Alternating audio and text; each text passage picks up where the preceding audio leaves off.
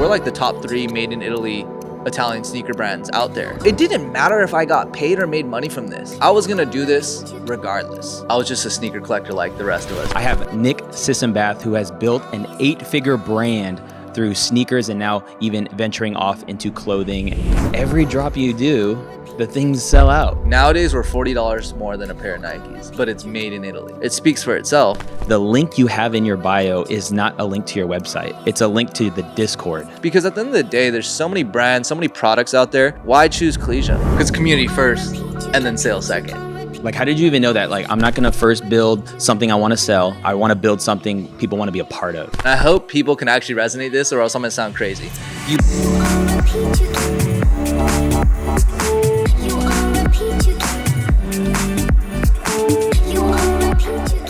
Welcome to the department. It's Omar, it's Corey, and we interview people who are killing it in their department. I'm so excited to be having on one of my favorite founders of a sneaker company. I literally have over 5 pairs of Collegium shoes. I have Sisombath, who has built an 8-figure brand through sneakers and now even venturing off into clothing. And honestly, one of my favorite people to follow online and just to see how inspirational his story is. And we're going to get into how you can actually build a business or a brand that people love to buy from. And so, bro, I'm so excited that you said yes to this.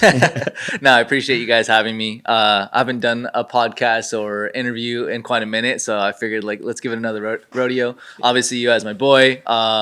Thankfully, as a friend, customer, an inspiration, a colleague in the industry, it's an honor to be on the show. So, dude, and we are in his flagship store here in Orange County. You would call this the Anti-Lab Mall. Is that what it is? Yeah, it's called the Lab, the Anti-Mall. Yeah. Okay. Just somewhere I used to camp out of sneakers the past 2 decades, and now we have our own sneaker store here. So. Dude, it's so cool. I'm so excited to just get into the whole journey and all that stuff. But I do want to start with probably the biggest thing I've noticed early on about your brand.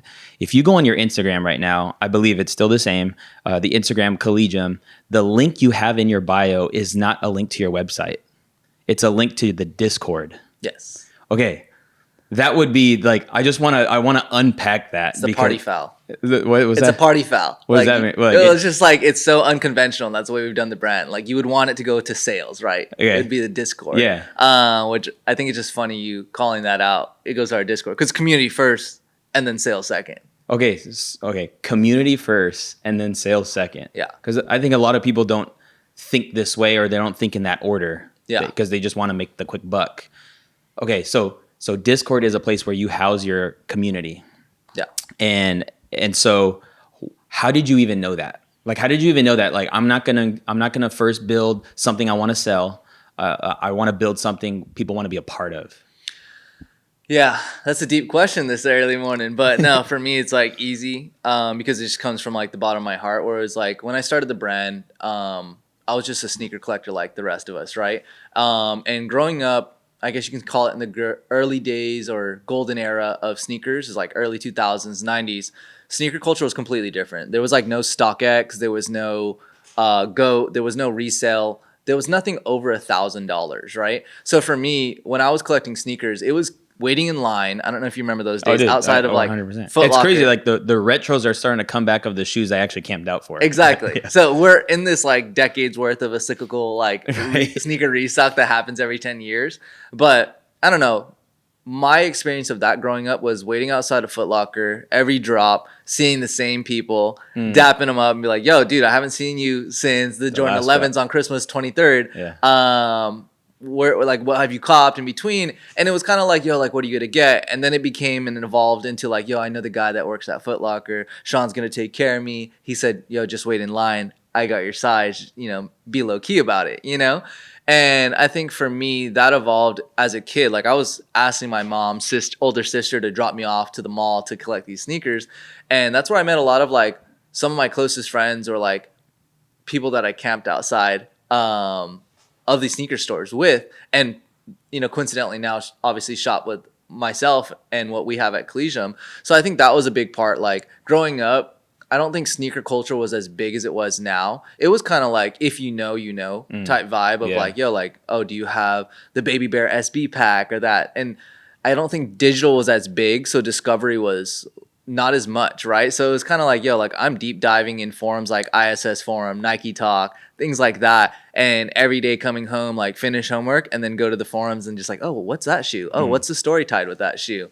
And that was like kind of a micro community at the time. Like no one in school when I was growing up was kind of like that obsessive of sneakers. And that followed me throughout my life. So when I launched Collegium, I still collected sneakers. I still to this day. I just bought like Union ones, the Footscape ones, because I love the Footscapes. But they're just unds, and I still have that same sneakerhead mentality: one to rock, one to stock. So I bought 2 pairs because they were actually on sale too. But it was just like that community of it aspect of like when I started. It's not the same. Like people buy things for the highest resale today, right? And kids, like you watch those little Facebook excerpts of those videos, and it's like this 13-year-old kid like, yo, I'm at SneakerCon. I just did a $100,000 bulk buy. And I'm like, no, like back then the community was like, yo, like, hey, I have my friend Aloha Kitchen from Japan and he's like a proxy and he's a good friend of mine that proxy me Kojap colorways. And that was a totally different vibe. And that's what I wanted to create with Collegium. Like it's the storytelling through product. And what Collegium actually means is a secret society of product enthusiasts, aka footwear enthusiasts. So like for me, I just kind of really just genuinely wanted to relive my childhood sneaker collecting days into my brand. And I'm like, let's just start with that. Because if I read this one book, it was talking about if you can sell to 1,000 customers, you have a business, right? And I was like, look, I don't need to be global. I just need to build a community that people are passionate about product. And eventually, hopefully, I'm going to double down on the community and I hope that pays off. Like I'm going to bet on our community, which we've always have done. Hence the bio of our Discord or any of our community aspects is betting on them. And it's like, look, we're going to give you the best service and I'm just going to do business the right way and my way. And hopefully we'll put belief in you guys that you come back or that you give us an opportunity to earn your business, you know? Dude, so good. And so it like illuminated to me when I think it had to have been 2022. It was when like the gray Destroyer 2s you did. And the one Art's wearing. Yes, but the all gray ones. Okay, yeah. Like, Stone gray. Oh, you have those. Yes, yeah. I remember. Yeah. Because they're gone. Yeah. No. So I was just like, dang, every drop you do, the things sell out. Yeah. And it's because people are waiting and you're building anticipation within this community. And what would you say, like how much of your time, do you spend like inside that Discord and, just being in there, or do you have other representations of, or other people that are in there for you? Yeah, no, I'm still in the Discord to this day. I was just like talking to the team the other day, like, yo, I need help just kind of being the community manager. Yeah. And I think it's super important. I spend hours of the day doing multiple, unfortunately, as a small business owner and a small team, we just do a little bit of everything. So like from the IG to the Reels to the Discord management, community management, it's like 24/7. It's hard to put a number to it. Like this last night, for whatever reason, I just kept waking up like 2 a.m., 3 a.m., 5 a.m. And I was just like, it's like constantly in my mind, like, oh crap, was I supposed to hop into something or was I supposed to be on this or this call? Let me check the Discord. Is there any unanswered questions? So like, I don't know. I don't put a numeric number. And as corny as it sounds, like, if you do what you love, you never work another day in your life. It's like, like this is just my life, not even my job. It's like, I'm very aware and accepting of the fact, like, I get to do what I love. So like, there's no hour cap to it. That's great. It's just kind of like, like I hop in, this is what I do. I come to the shop. People are like, why are you at the shop? Don't you have a team or don't you have employees that can just sell shoes? It's such a simple task. And I'm like, dude, like, I'm going to be here 7 days a week as much as I can because, I never know. Like one of the days I had someone that's and this is the community aspect that you're talking about. I had someone come from, I think, Indiana or Indianapolis, and it sounds really lame. It's like, what happens if I wasn't here? You know what I mean? Like I want to give them, if someone flew, I don't know how far that flight is. If someone flew 4 hours to come see the flagship shop, which is in this little anti-mall, not a traditional mall, in my opinion, not that big of a deal. They came. Dude, it's pretty fire though. I'm just saying. Specifically coming and they're wearing Collegium. I'm like, like that energy, time, money, etc. that you just put in, I want to be here for that because you deserve that. So and good. Like, I want to give you that same love that you're giving us because like just a few years ago, I was literally probably cutting some of my homie's hair, trying to get like, yo, you want to just tip me $5? I'll give you a nice fade or whatever. And someone's gonna be like, yo, like, hey, I want to support. I'm gonna come buy a pair, so I have shoes in the garage, and someone's picking up a pair of shoes for me in the garage. I'm cutting hair and then working at Foot Locker. You know what I mean? That was a couple years ago. So today, to be, I guess, sitting here with you doing this podcast and then talking about someone that flew from Indianapolis just to come to the store. That's wild. It's like, dude, like I could have never imagined that journey. That's like, so cool. Or to be in that position, right? Yeah, I love that. And I just love that principle of the community first. And it just keeps going back. And it's like, it's about community as in like the many, but then you say it's like, it's also about the one. Yeah. And being very intentional about that. And, you know, and obviously there's going to be a tension maybe at some point where there's going to be choosing between, maybe you open up your second store and it's like, now what, you know, how do you manage that? But I just think the fact that you care so much, and it's such a successful ingredient, or an ingredient for success is care. Yeah. And people feel that. And I felt it as soon as I walked in here. You feel the excellence. You feel the intentionality behind the stuff. And even your friend who helped open up so we can get in and get the cameras up. Like shout out Philip. Yeah, shout out to Philip. Dripped out too, by the way. Everybody just dresses so cool. And man, I'm like, dang, dude. I'm leaving here with at least 4. Art was like, he's gonna buy some 4 shoes. Who have you seen? Like, so you started a shoe company, which I mean, I guess before it was a company, it was probably just a passion project. Or Yeah, absolutely. Yeah.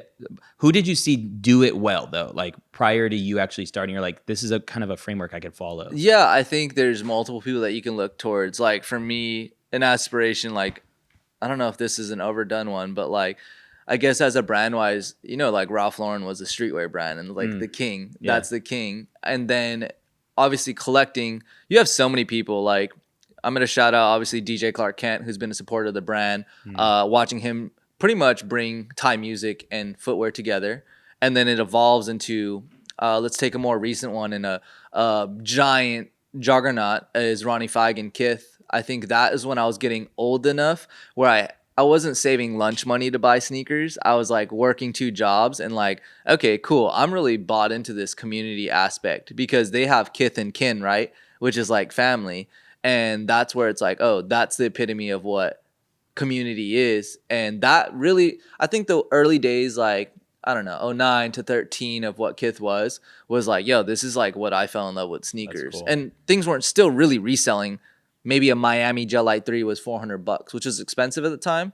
But nowadays you have, I don't know, a pair of Yeezys for 20,000 or Paris Dunks for 100,000. You know what I mean? It's I crazy. remember in high school, those were like 1,000. $1,500. Yeah, I got them. Like, I that's didn't insane. get them. I just remember like going to a dunk exchange, like, damn, 1,100 for a dead stock Paris dunk. It's crazy. Yeah. Like I would never. Right. You know what I mean? Yeah. And then now it's like, oh, that would have been the best 100x I feel investment. that with real estate now and all that stuff. Yeah, exactly. Have you ever wondered to yourself or asked yourself the question when you watch my content, how the heck does Omar's quality of video look and sound so dang crispy? It's literally the #1 question I get asked, whether it's privately in the DMs or people commenting on my videos on Instagram or even on YouTube. The reality is, I believe the quality of videos that I've been able to produce has been the recipe to my success online. And I want to give you access to my live document where I've listed out everything I use, both for the podcasts I create, to the YouTube videos I make, as well as to what I use for my smartphone to make it look and sound amazing. The reason I put it on a live doc is because I keep this document updated in real time with everything that I'm using. So just head over to thevideodept.co/crispy or just click the link down in the show notes. Let's get back to the conversation. I've noticed that you've got your shoes on athletes and celebrities. Yeah. How'd you get that? Do that straight up? Yeah, I actually probably still don't really know to this day. Okay. And I think it's just like we just had this conversation at the coffee shop. It's like just staying in the pocket. Like, you know, in the early days, I think social media wise, 2014 to 2016, it's a little easier to reach out to people, DM. It wasn't as blown out, right? But I think going back to our conversation in the coffee shop, it's just kind of like staying in the pocket. Like at that point, when you reach out, it kind of like when you're starting your brand, you're reaching out to someone that might have a huge following or so big. There's two ways to look at it. Take your shot, and if your product's good enough, they might actually rock with it. And then what are the chances of them seeing it? For me, I'm a little timid and not as, confident in myself, where I was like, look, I'm just going to keep staying in the pocket, creating things, doing what I do. And if something lands on the plate, like, it's great. And how that all kind of unravels is like, most players will have like stylists. So shout out Courtney Mays, shout out Ashley North, who's helped us amazingly and put amazing placements. Those stylists they're doing and they're working endless hours just scouring pretty much the internet trying to find the next hot thing or just something that athlete or that client might like. And they coincidentally reach out to us and it's like, hey, I'd love to do something. You know what I mean? Like, whatever we can do. That's enlightening. Yeah. Because like, if I started a brand, I wouldn't be thinking to reach out to stylists or people it would actually serve them best to be like, hey, what do you guys think about this? Is this something your clients would probably be into? For sure. It's a two-way street. Like, you have to think. That's really cool. Stylists have to, their job is finding newness. Yeah. And for us, it's like, oh, like, let us help you. And I guess when you say enlightenment, I do want, this is the way approach I take it, right? Like, there's two scenarios and we'll create transparency. A lot of people want to know, like, do the athletes buy? Do you just seed them, right? Like, that's a unanswered question that I get in the DMs a lot. Like, how do you get it on athletes? And I was like, look, there's a two-way street. For me, just being in the game for 7 years, there's two ways how you can handle it. Yeah, we'll give it for free. But at the same time, as a small business, and when I started this, it was bootstrapped. So like every pair was a lot of money to give away. And it's like, dude, I can't just keep affording to do that. Like, we'll be net negative in no time, So I think it just makes sense. And you can kind of use your gut feeling of what feels right, where it's like, hey, does this person actually rock with it? Is this stylist actually rocking with me? Or are they just trying to pull a product to have a big pull at the end of the day? Hey, ex client, I got 100 things for you and we didn't have to pay for a single dime of it. You know what I mean? Or is it, hey, like, you kind of use your gut feeling and like, I pick and choose, or it just goes off of a vibe and energy, like how business is. Like, even the conversation we're having, like, yo, I just really rock with Omar. Whenever I see him at the pop-up, just good energy. We haven't had like an in-depth conversation, but like, yo, like, you texting me like, yo, you down to do it? Yo, I rock with your energy. Let's do it.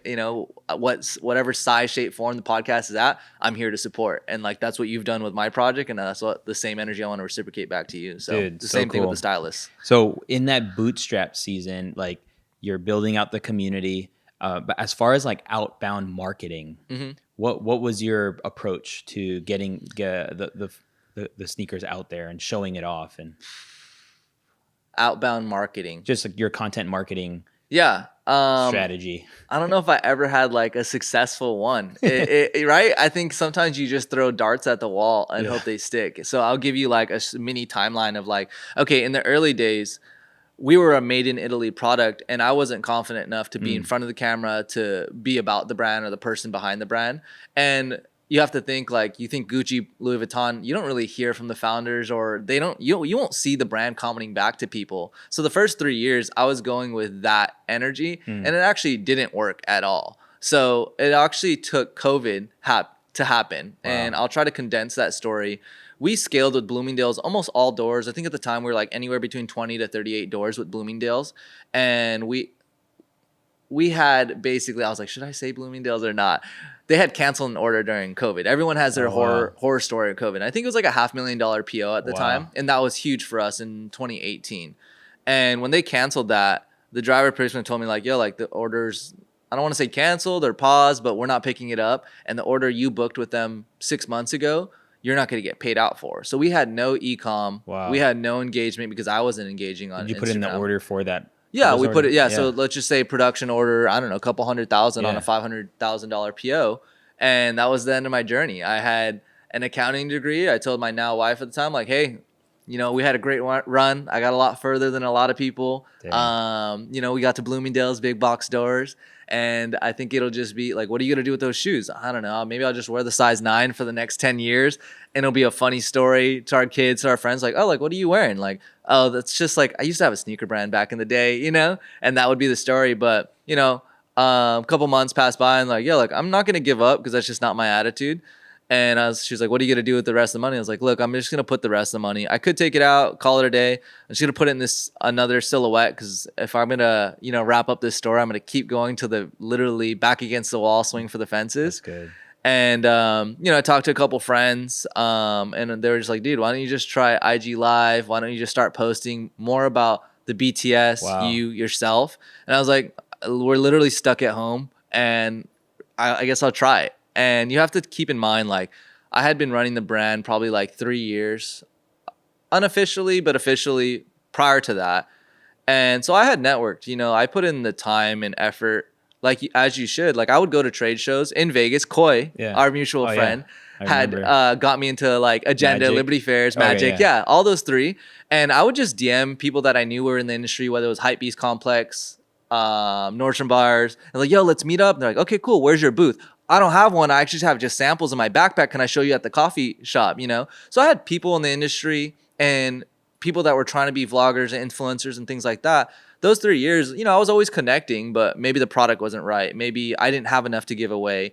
And so during COVID, when I launched the Destroyer, which is the pair that you're wearing, it just so happened the same time as the vintage Dunks, Jordan 1 neutral grays, things like that. All the people that knew, like, oh, Nick's the homie, he has this footwear brand. And then when we made something that was familiar enough, they were like, wait, that's actually fire. I like that. Easy. I'm going to repost. I actually like Nick as a person, and this is actually fire. Let me repost. Let me put this in my YouTube. Let me do this. And when I started coincidentally doing lives, it was all just kind of like this meshing of the timing where everyone's like, yo, like I've been reposting this shoe. Oh, Nick's doing a live. Hop in. And then that gave us a platform and viewers. The first live was maybe 5 people. It was probably me, my wife, and 3 friends. But like, Philip was probably in there. But like, that kind of gave me a platform and got more comfortable telling this sneakerhead story. Because what sneakerhead, collected Jordan 1 3/4s, didn't want to have their own sneaker or at least their colorway. Yeah. I mean, how many hours were spent on Nike ID as a kid just like making colorways up and thinking what was cool, No, for real. Um, That's why I resonated with it. Yeah. I as a sneakerhead growing up, I might have, if I can remember, I might have already sold off my collection of Jordans, which I had about like 13 to 15 pairs of game worn colorways. Yeah. And I don't know, I just felt like I didn't want, part of it was like, man, if I need to get these back, I'll get them back. I want to clear my soul from the obsession around it. And so sold them off. And then just the fact that you created something that was better quality and had the reminiscence of all that stuff, dude. I was your ideal client. No, and that's the exact, if I were to paint exact customer journey, it's our customer journey or our journey. So like every sneakerhead, and you said something that struck with me was, I'll rebuy them. I've rebought Supreme Blazers 4 to 5 times over. Philip has 2, and he has, I think, still the all red and the black ones. Only the black ones. But I've rebought Supreme Blazers. For those who aren't familiar, it's a quilted one. It's got this D-ring in the back, Gucci inspired, like little strap. But I bought that shoe like 5 times over. I bought in Jordan 1 breads maybe 10 times over, And you go through these stages as a sneakerhead, and I hope people can actually resonate this, or else I'm going to sound crazy.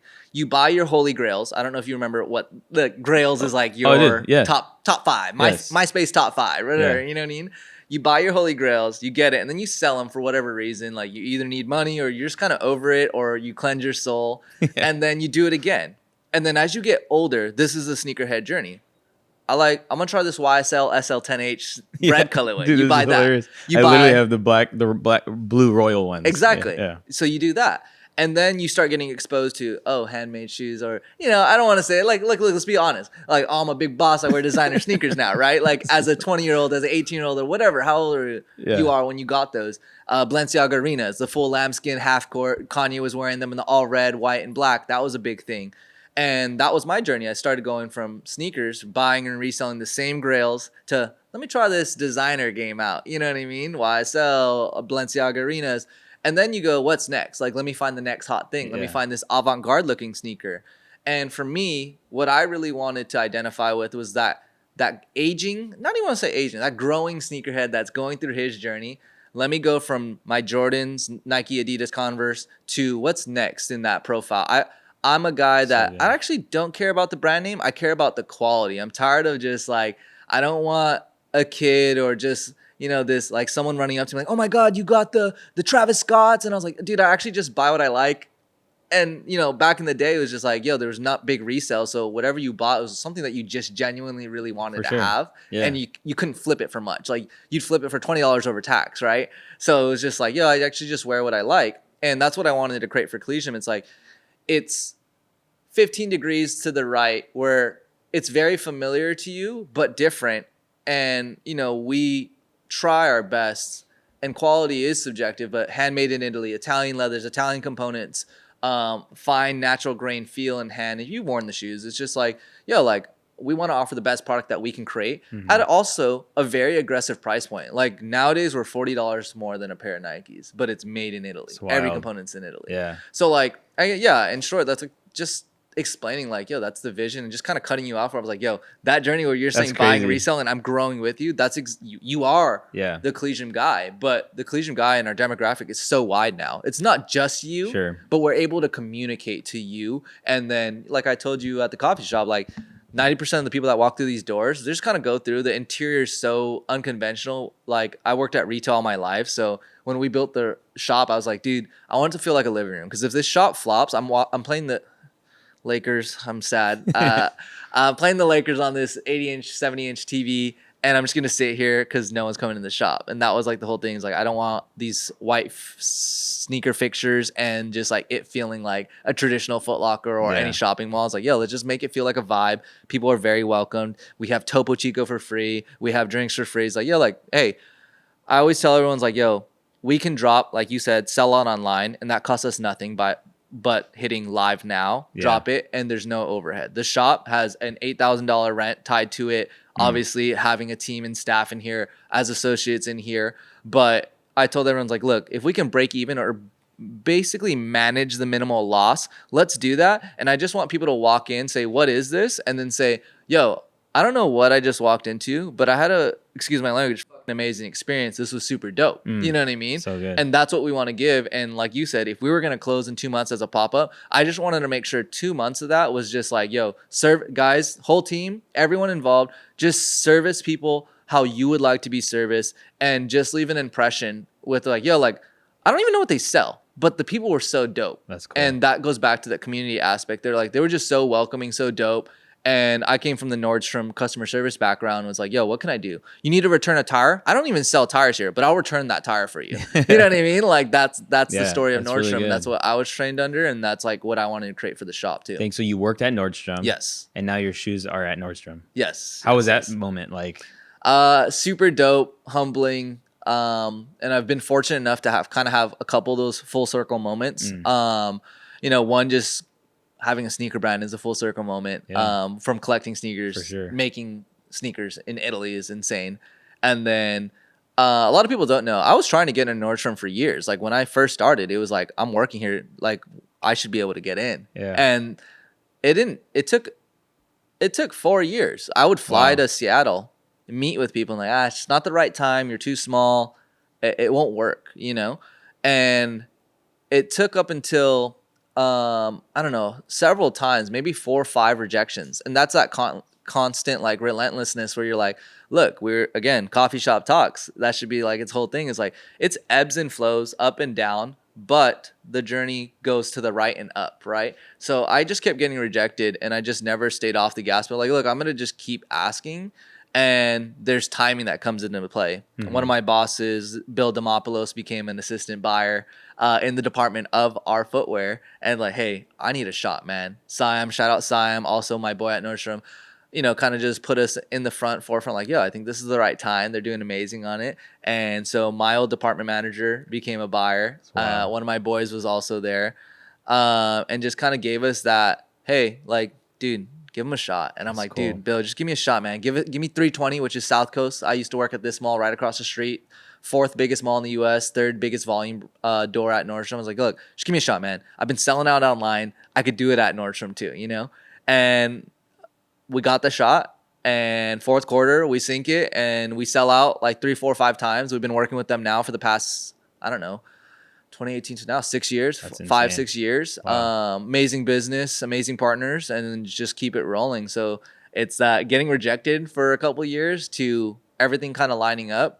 And I never asked for those things to line up, but that happened. And then It's funny. I'm still working, I think, another job when we launched at Nordstrom. Wow. I'm still working, but I go to Cerritos. I don't know if you know where Cerritos Yeah. Mall is, because it's kind of closer in my house. And I'm working, and I'm sitting on the sales floor on the couch. No one knows. Obviously, I don't look like a brand owner or whatever. So I'm just sitting there, and I can totally tell, like, the guys that are speed walking to the couch are like, yo, do you guys have the platinum gray Destroyer highs? And I can hear that, and it's like, I'm buzzing, you know? And then what's funny, I'm working at this office, corporate office, and I see one of the homies that I never really met, but I noticed him because I was like, oh, he's pretty fly, dresses well. And we would just like head nod through the hallways, right? When you work corporate, and I'm like, okay, what's up? You know? And then I see him come through at Nordstrom. So I'm at a shop I used to work at, Nordstrom. And then I see a homie that at my corporate office, and he goes in and he asks for a pair of Destroyers. Wow. And then I'm like, yo, like, hey, what are you doing here? And he's like, what are you doing here? And he's like, I'm just getting these Collegium joints. Like, I saw him on IG, and I'm like, dude, like, you know, I run that, right? That's crazy. And it was cool to see someone buying, or I guess me selling out at Nordstrom, where I can see several people just trying to get there before they sell out. And then just coincidentally, someone that I'm working at a full-time job at is also going in. We've never met until that moment. So that's so memorable. It's so vivid to me, so I can explain it to this, because I'm like, yo, that was sick. That was a moment where I'm like, holy crap, this is cool. Like, this is a real thing, you know? Dude, it's just like there's just so many principles that I'm getting from the Collegium story, and in regards to just being persistent, like staying in your bag. When you like, I've heard this quote once. It's you know, the success doesn't happen by talent; it happens by timing. Yeah. But like we have to create that timing. And so that when the opportunity presents itself, some people, there's a scripture that says in Galatians that, you know, don't grow weary in doing good, for in due season you will reap a harvest if you don't give up. Yeah. But because this discouraging moment comes, the Bloomingdale thing falls through, and that you're met with a decision, you know, like, you know what, let's just pack it up. Yeah. Dude, I have that thought every month. Yeah. You know what, dude? Just back it up. Dude, just forget it, dude. Let's just quit, dude. But I think it's the culmination of just sticking with it, and then you can't make those things happen. Those people get those promotions and all that stuff. But what you can do, what you can control, is just reinvesting back in the business, and, you know, coming up with new designs. And, for sure. Serving the community. All you can do is just reinvest your time in what you know and what you're good at, and that's hard to do. We were just talking on the way here, dude. Shiny object syndrome. I'd be throwing coins into things that, like, I have no business trying to be in, like little crypto joints that I'm like, dude, I don't know anything. I don't know, like, I should not be wasting my time, energy, or any money in that. But yeah, that's like an example of like, yo, you should just, you know, I don't want to say you should. For me, it's about this project for the past couple of years. Just like, look, this is what I do, and I've fully accepted it, and I fully know who I am and what I want to be. And I'm like, look, this is what I do. Because in the early days, and this is for like anyone in any project, I went to, as an Asian American, your parents want you to be an accountant, doctor, lawyer, engineer. And I went to USC, Marshall School of Business, and did Leventhal accounting. And I was supposed to be a CPA. And in the early years of Collegium, I'm like, okay, I'm going to do Collegium, because I just remember going to a job fair wearing a suit. And I was like, dude, I'm like brown nosing to get this internship. I love sneakers, man. I just sketch sneakers. Philip was in class with me, and I used to just show him like some sketches. We're like in a GE class. I'm like, yo, what do you think about this? You know? And that was like birthing Collegium. And I just remember like, yo, like after I graduate, I'm just gonna jump ship, not even think about it. Sell my sneaker collection, 30,000. Cool. I'm interning at this sneaker or handmade dress shoe brand. Yo, can I get a contact in Italy? I really want to launch my own sneaker brand. Okay. Yeah, I'll give you that contact. I don't need your help. I don't want to bother you. Just I need one contact. I've been interning for 2 years. Let me get one contact. You know, I put my time in, and I earned it and asked respectfully. And I took a one-way ticket to Italy with that life savings, pretty much my life savings, right? Like working at 15.5 at Finish Line all the way to Nordstrom. Look, I'm dumping this. If I think about it, I won't dump it. So I just need to say what's the minimum and how much is it going to cost? 40,000? Cool, I'll get it. And let's order 600. And for me, it was just like discouraging in the first couple of years, because I went to USC, which is really known for business, and everyone works at the big 4 accounting firms. And when I'm doing 3 years and I'm just at Nordstrom polishing some of my colleagues' shoes, like, yo, can you polish my shoes for me?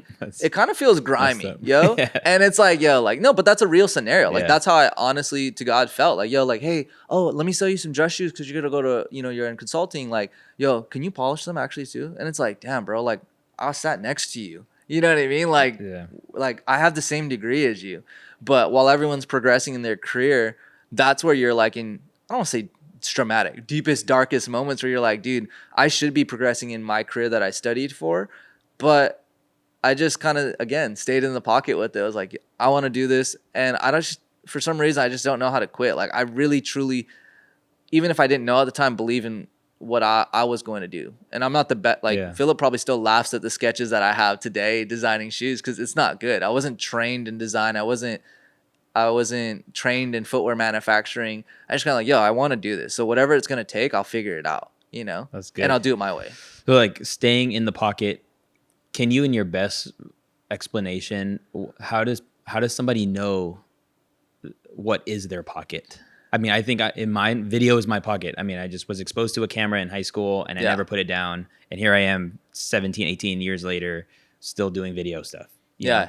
But like if someone doesn't have the luxury, or maybe they switch so many things along the way, and that's tough. That's tough. Because I don't know, maybe for us, it was like we had something as a child or as a kid, just like that we got had and we fell in love with, right? Yeah. And we didn't even know we probably fell in love with it. It was just comfortable. It felt like second nature. So shoes was second nature. It's like all I know.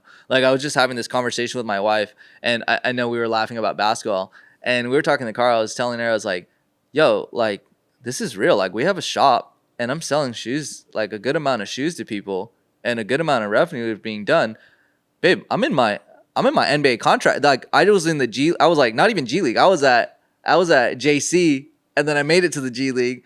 I got my 10-day contract. I'm here, you know. And shoes was my pocket because like that's like if anyone knew me growing up, middle school, like he always wore his 5 for 10 tees, matched the colors to his shoes, double stacked them. You know, had his extra long Foot Locker tall tees and shorts. 2 for 20. Yeah, exactly. And then the Jordan shorts to match the Jordans. Like that was me. So like innately, I knew that was my pocket. I just didn't know I wanted to be on the business side of it. But I loved footwear. So like for anyone that's what's that pocket, I think it's something that, in my best words, it's something that just like when you're sitting there bored and you think about something, like it's like one of the first things that come to mind. Yeah. Like for some people, a big trend right now is running. Like, like I wouldn't mind, like I rush to get off of work to go run. You know, I had that moment, and it's that second high. It's their meditative state where it's like that euphoric, you know, after you do a long run, you're in that euphoric thing. Like if that's your passion. I was just talking to, I think Alonzo was the homie that came in, and he's like, I want to start a running brand. I was like, yo, like,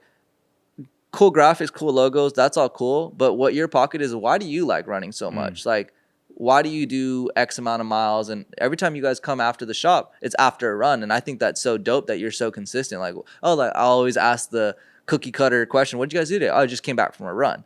And for me, that's your pocket if you didn't realize it or not. And I wanted them to dig deeper. It was like, yo, like, cool.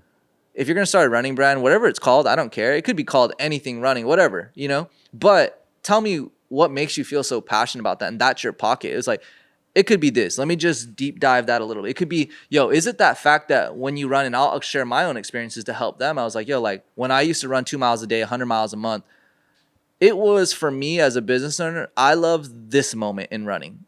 The second win was dope and the high of it was running, but I actually loved the stillness. So when I'm running on this train track, I run on this train track because it's just a straight path and I know where every mile marker is.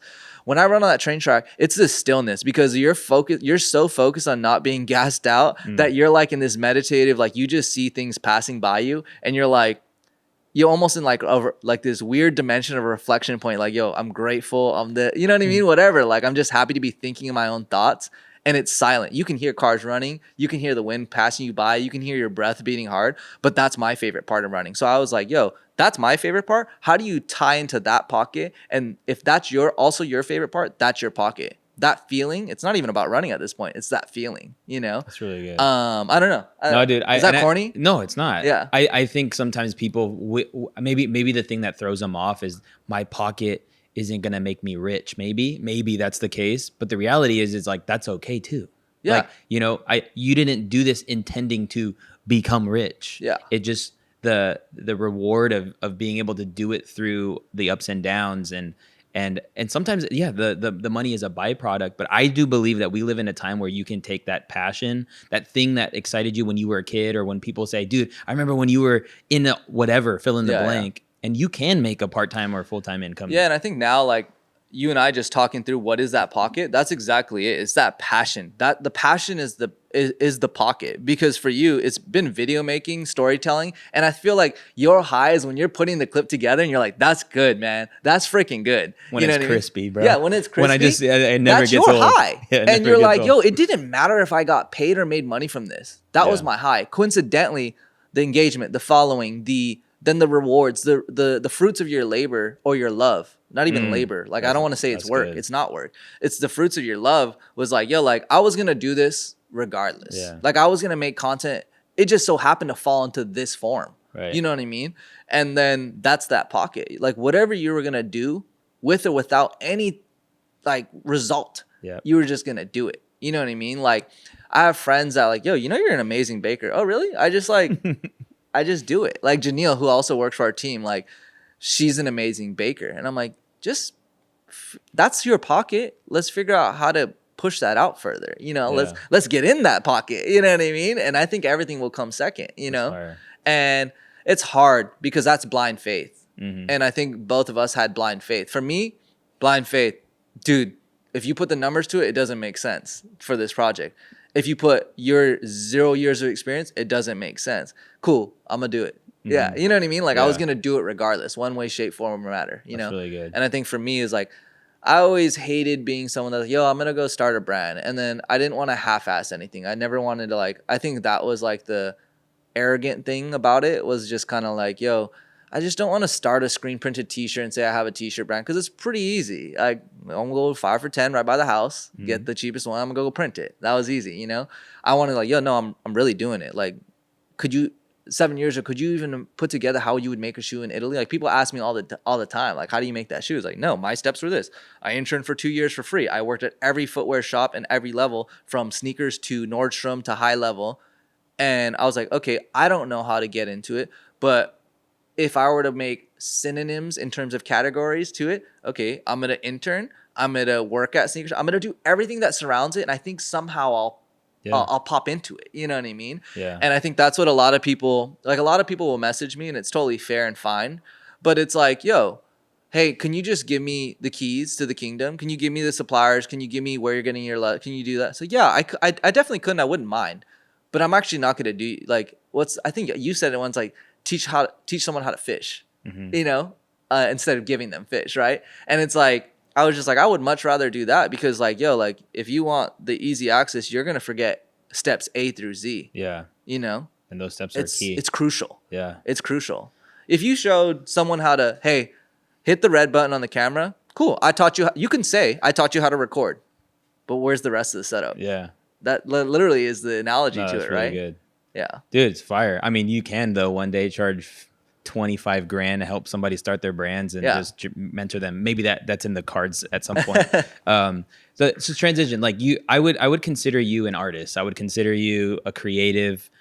Sorry by boxing you in and by giving you labels, but you know, you took drawings and you made things out of them, and then it becomes this business, and you're talking about team, and so it's almost as if by default you have had to become a businessman, and maybe a leader. Default. Yeah. Right.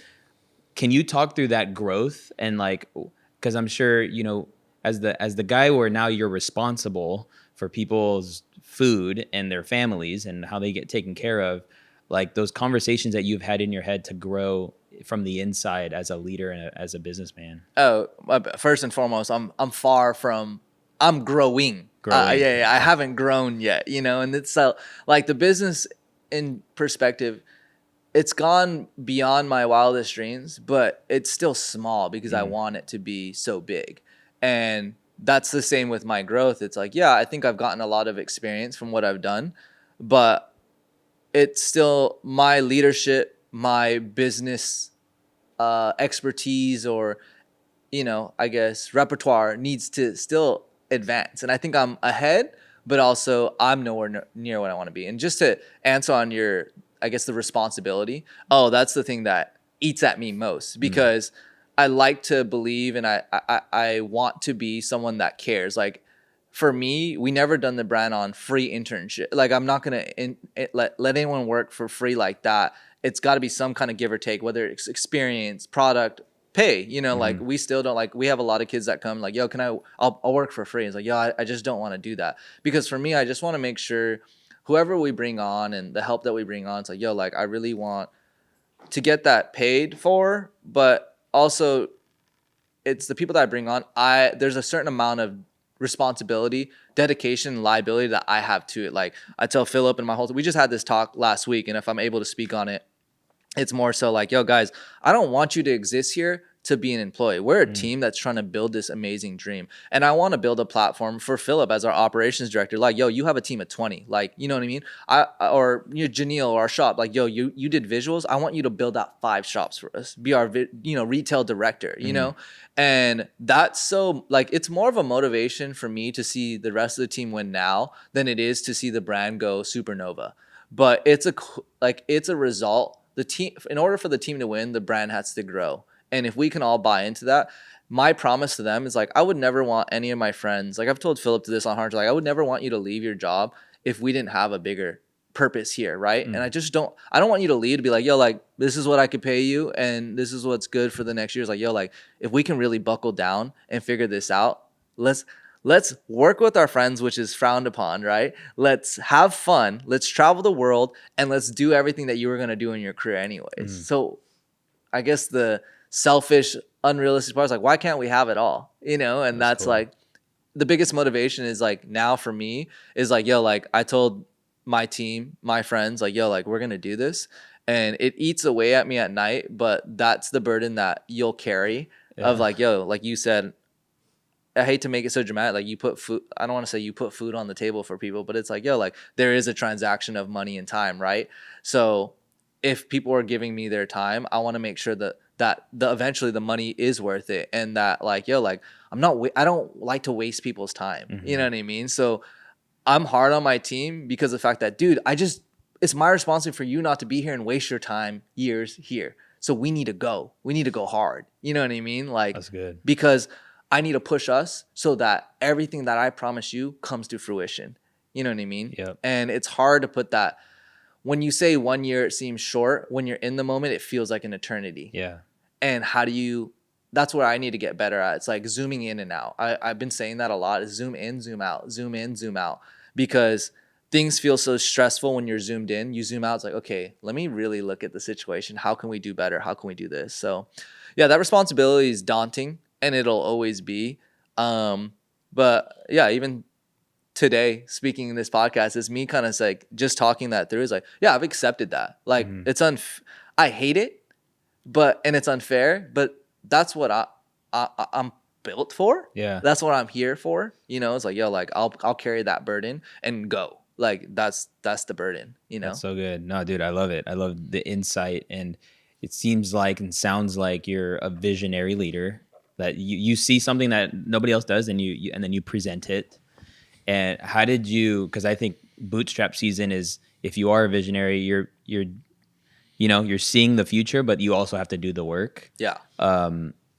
Like is Philip your operations guy? Yeah, like the Philip's lead operation director. And you guys had history in the past. I mean, yeah, I used to sign in for him in class at USC because he didn't want to go. So I got his degree for it. Just kidding. No, Philip literally used to just literally, that's a real story. How did you know that Philip had that gift, or that was kind of like his mind? I think it was just like, I knew always Philip was just like, I always trust Phil. Like, yo, like even when he wasn't working at Collegium, I could call Philip or even just tell him about, not even call to ask. I'd tell him like, yo, like I'm struggling with this. Okay, cool.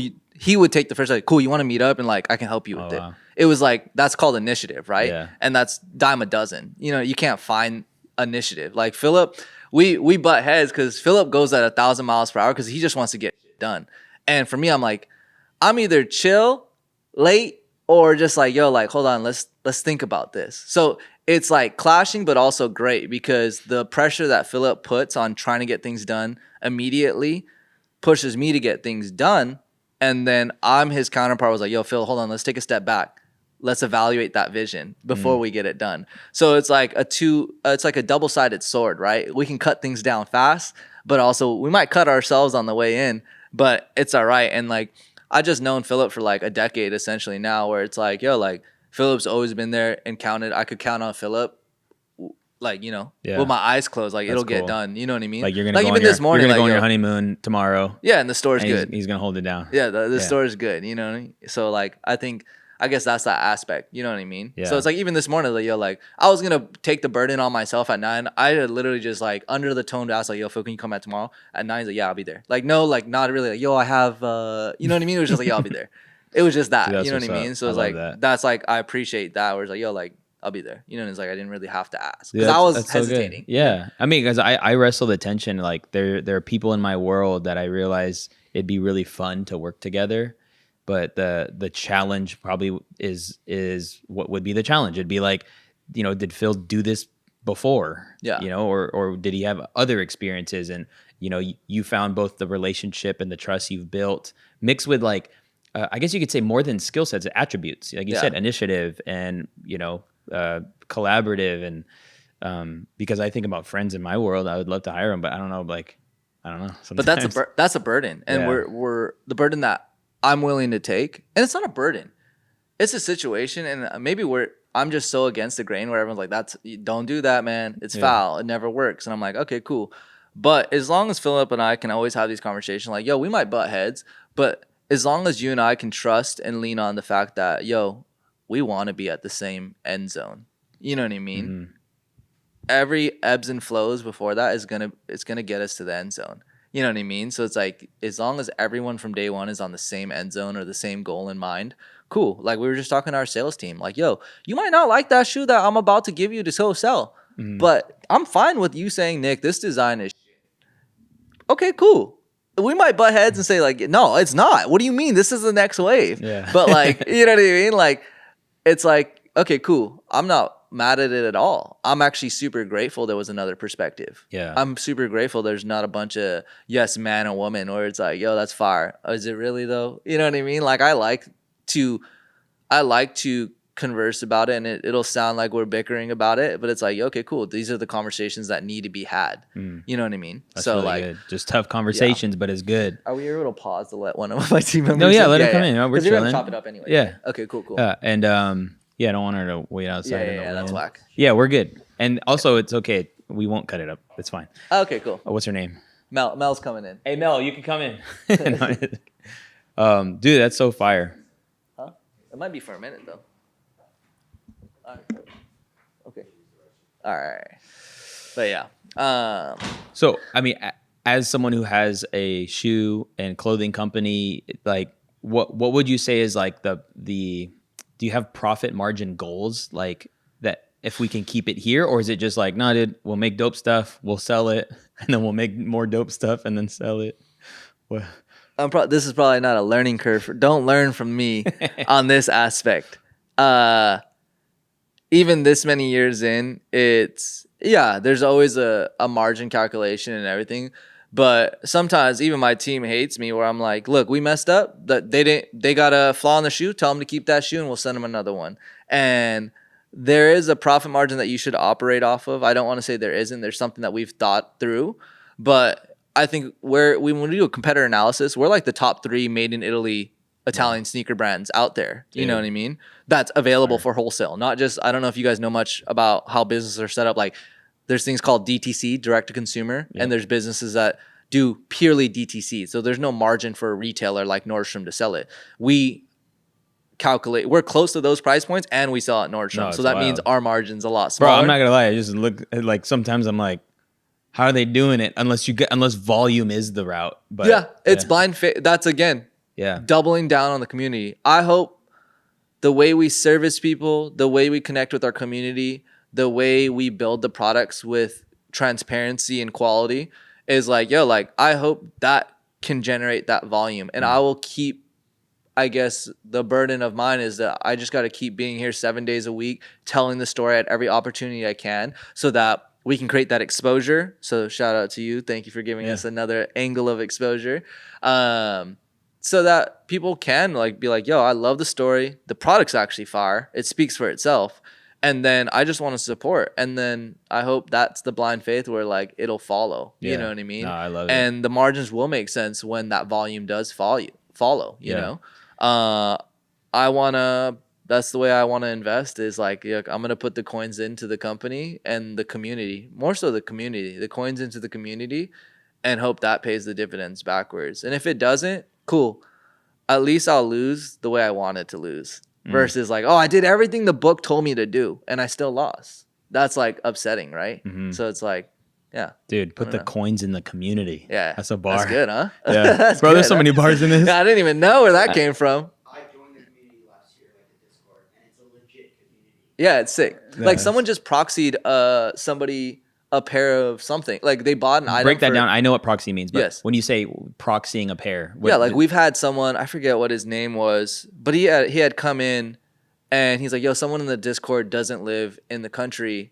But they wanted the flagship exclusive shoe that you're wearing. Yeah. Yo, I'm gonna proxy it for him. And but what I mean by proxy, this is an old school sneakerhead term, but also like it's modern today. What proxy means is like someone in the community, the Discord, has a homie that lives in whatever, Germany, and it's like, yo, I can't go to the flagship store, obviously on the other side of the world. Cool, I'll proxy it for you. I'm gonna go buy it for you, and I'll ship it for you, and you can either pay me or not. And a lot of the times, our community is so dope. So I'll give you an example. G-Joy is his username on IG. We did an IG live. I don't know if you guys ever tune into any of the IG lives, but I give away shit all the time, right? Yeah. I give away free shit all the time. Again, back to the margin conversation, not a good thing. He had won a pair of shorts. Most people, most communities, most people that follow brands, I want free shit. I'm going to take it and I'm going to either resell it because I have it or I'm going to resell it or I'm just going to keep it for my own. I have that pair of shorts. I'm still going to keep it. I want to, right? Our community, time and time again, always comes out. I've seen multiple instances. Gito is just the one that is most recent, 2 days ago. He won on the IG Live giveaway a pair of shorts. Someone that lost prior to him gains 888, and this is not BS because I'm calling out the IG names right off the rip because it's so recent. He DM'd us. Gito DM'd us like, yo, like, hey, I'm in the Discord and I know Gaines lost. Can I give my short to him? And for me, it speaks volumes about what we do and the community that you're talking about that we invest in is like, yo, like we lead by example and everyone else follows. And I think that's the dopest thing about having a brand that has that type of community. We can all be selfish. And I think that's one thing that's very unique about Collegium. Because when I was collecting sneakers, to say it, man, I'm trying to get my sneakers. And if I need a flip, I'm trying to keep those dollars. But also I wasn't making much at the time too. So I can understand both sides of the coin. And then like we do pop-ups, simple effects all over the world. We've done London, we've done Paris, we've done New York, we've done LA. We did a pop-up in New York was like first 100 customers get a free pair of shoes. I've seen instances where someone waited to be the first 100 at like, the first person got there at 10 p.m. the night before in New York. And they were like, from Denver, so correct me if I'm wrong, but shout out to those that came from Denver. And I think we have like an audio clip. They're like, yo, what time did you come out? 10 p.m. Oh, why'd you get here? So like, you either get a hotel or you get shoes. We chose shoes. And so they camped out the night before, but there was a couple people behind them that camped out too, just as late, maybe 10 p.m. the night before. And they got the free shoes. And there was someone that was 101 in line and they didn't get the shoes. And someone that camped out the night before was like, yo, they didn't have my size, but they have yours. You can have my spot. And you would never see that in a sneaker head type of line, right? But we created a community that's like, yo, like we're all friends. And that's like what I experienced when I was in sneaker communities. And I'm very fortunate, thankful to the community that they are acting the way, how we would want it to be. You know what I mean? And there's no right, wrong way to do it, but it's like, yo, like that's community. And that's so dope to see. And that's why I'll always like try to like pay it forward. Like we just had someone, I keep giving you so many instances. They're like, someone had bought a wallet and they go to the Free Chapel Church. They bought Josh a wallet for they're like, oh, Josh has everything in your store, but he doesn't have the wallet yet. So I'm going to buy him that. So shout out Josh that always comes in every week, puts people on. And he's like, yo, I'm going to buy him a wallet. And I was like, oh, what are you getting the wallet for? He's like, he has everything. Oh, it's his birthday. And I was like, I scrambled, ran to the back room, like, what shirt doesn't he have? I want to jump in on that. That's cool. So I threw a shirt in there. And I'm like, okay, cool. Like, I do that stuff. That's where business completely turns off. Yeah. And the human aspect. Because at the end of the day, there's so many brands, so many products out there. You can just like there's so many brands and products. Like, why choose Collegium? And I hope like people are like, yo, they're just dope people. They're dope humans. It's a human experience. You know what I mean? So like, that's what I want to create. And I don't know if it's a good or bad thing that those lights turn on and off. Yeah. But that's like what I want to do. Dude, I you know love what I it. mean? And just as we wrap, I noticed that later, a few years in, you now do clothing. And for someone, I mean, I don't know. There's always we all know somebody looking to start a clothing brand. Yeah. How would you encourage them to just maybe start with just the one thing? Yeah. I feel like you really like dialed in the shoe, and then you started breaking through with other garments and things like that. Yeah. The piece of advice I would give for someone trying to start. Yeah. I think we go back to that running conversation, right? I was like, yo, it could be anything that you want to create, because you and I both seen people pop off with a simple hat and they change the bungee cord or something like that, or a simple this, a simple that, right? But if you can find something that has a community, and I think the best example is maybe sport products. Sports have an emotional tie that goes beyond the product itself. And it always has a community. So we'll take running, for example, or any of the gym brands, for example. Yeah, the gym brand has a cool name, but it's a screen printed t-shirt. But it wasn't the screen printed t-shirt that was so fire.